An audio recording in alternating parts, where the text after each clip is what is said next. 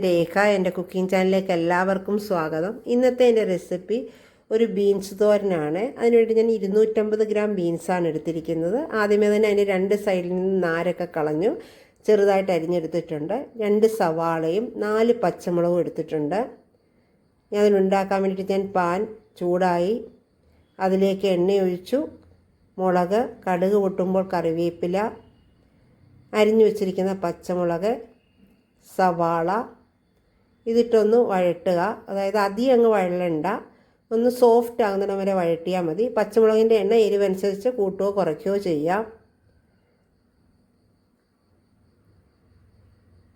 ആവശ്യത്തിന് ഉപ്പ് ചേർത്തിട്ടുണ്ട്. അതിലേക്ക് ബീൻസ് ഇടുന്നുണ്ട്. വെള്ളം നമ്മൾ സ്പ്രിങ്കിൾ ചെയ്യുകയാണ്. അതായത് ഓരോ ടീസ്പൂൺ വീതം തിളപ്പിച്ച വെള്ളം ഇടയ്ക്കിടയ്ക്ക് ഞാൻ ഒഴിച്ചു കൊടുക്കുകയാണ് ചെയ്യുന്നത്. ആദ്യം മീഡിയം ഫ്ലെയിമിൽ വെച്ചൊന്ന് അടച്ചു വയ്ക്കുക. ആവി വന്നു കഴിയുമ്പോൾ തന്നെ അടപ്പ് മാറ്റുക. ഇനി അടയ്ക്കണ്ട. വെള്ളം പോരെങ്കിൽ വീണ്ടും 1 ടീസ്പൂൺ വെള്ളം ഒഴിച്ചു കൊടുക്കുക.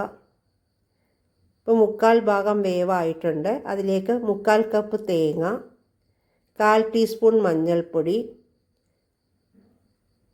1/2 ടീസ്പൂൺ ജീരകം ഇത്രയും ഇട്ട് തേങ്ങയുടെ മുകളിൽ കൂടി ആവി വരുന്നിടം വരെ അതൊന്ന് ഇളക്കാതിരിക്കുക. അത് കഴിയുമ്പോഴത്തേക്കും വീണ്ടും അത് ഇളക്കുക. വെള്ളം പോരെങ്കിൽ 1 ടീസ്പൂൺ വെള്ളം കൂടി ഒഴിച്ചു കൊടുക്കുക.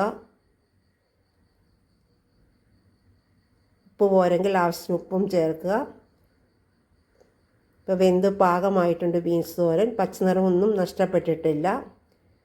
എല്ലാവരും ഒന്ന് ഉണ്ടാക്കി നോക്കുക. Thank you.